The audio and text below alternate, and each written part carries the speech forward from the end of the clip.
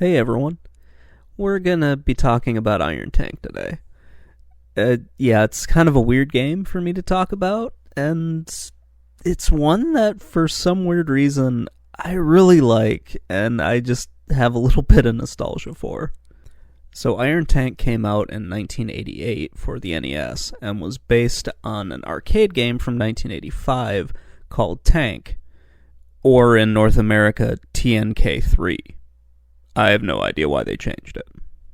It's similar to other SNK arcade games like Gorilla and Ikari Warriors, and it sort of suffers from the same problems same problems those games have with, the control scheme not really translating well to the NES. So the major problem with this is the controls. And that is all of a result because they tried to translate a rotary-style joystick into an NES controller. Which, if you played Ikari Warriors, you know it doesn't really work that well. So the rotary-style joystick was an 8-directional joystick that could also be kind of like twisted. And so you would move your tank around, or you would move your character around by moving the joystick in one of 8 directions. And then you could kind of twist the joystick like a knob, and that would control the direction of your tank turret. You can kind of see how this would be an issue for the NES controller, since it doesn't have any of that.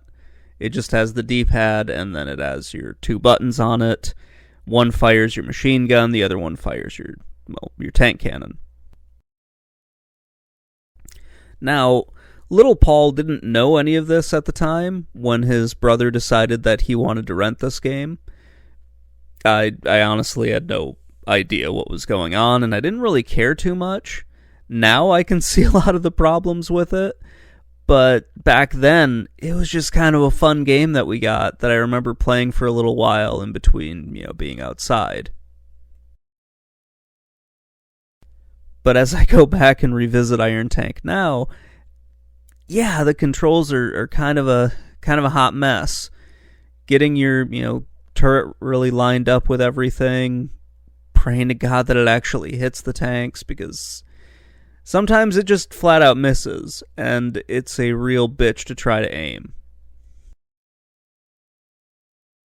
This is one of those cases where I feel like it's a combination of me and the controls, just me not being able to work out how to do the controls, and the controls being so convoluted that it just doesn't make a whole lot of sense. However, it is beatable. Like, you can get these controls down and work your way through the game pretty easily. It's not a very long game. It's only about half an hour to 40 minutes, depending on how good you are. And it gives you unlimited continues, so no matter what, you can keep going. And, if you manage to last long enough, it'll give you a password in between each bosses, so you can kind of jump ahead. It also has these kind of fun little cutscenes in it, where you find out your character's codename is Snake, and I always just thought, hey, maybe this throws it into the Metal Gear Solid world, or something like that. Iron Tank really is a fun little arcade game, and yeah, it just brought me back to, when I was a little kid, and going off to rent video games and whatnot. Mostly from, we had a family video. We didn't have a Blockbuster, at least not one that was near us right away. So we would go to a family video, and my brother would usually rent the game. I didn't really get a whole lot of say in it.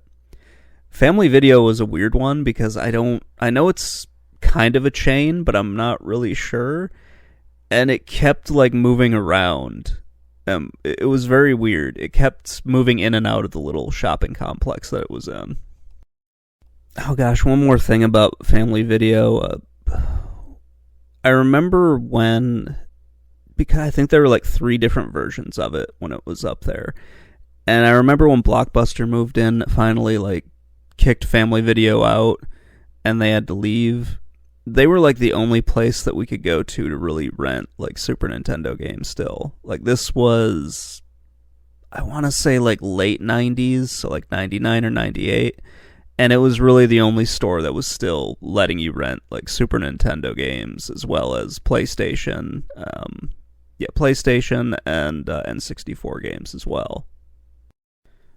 But Family Video always carded you with their stupid membership stuff. I always hated that. I always tried to rent like the R-rated movies from our general store because they never gave a crap about anything. That was a lot more fun. So yeah, anyway, Iron Tank, it plays an awful lot like Gorilla, and it's also plays like Jackal and a couple of other overhead kind of shoot 'em up games. It's a lot of fun once you get past that annoying part of, the controls barrier and whatnot. I think, like, with modern consoles, they could probably pull it off a little bit better, because this might work a little bit better as, like, a twin-stick shooter, something along those lines, where you have one stick that, one analog stick controls the direction that you're firing, the other one moves you around. A little bit like Smash TV or something like that. I could just be overthinking that, though.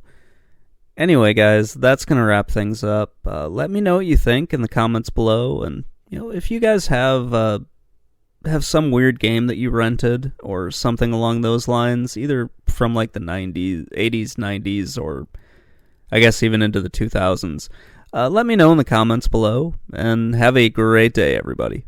Bye.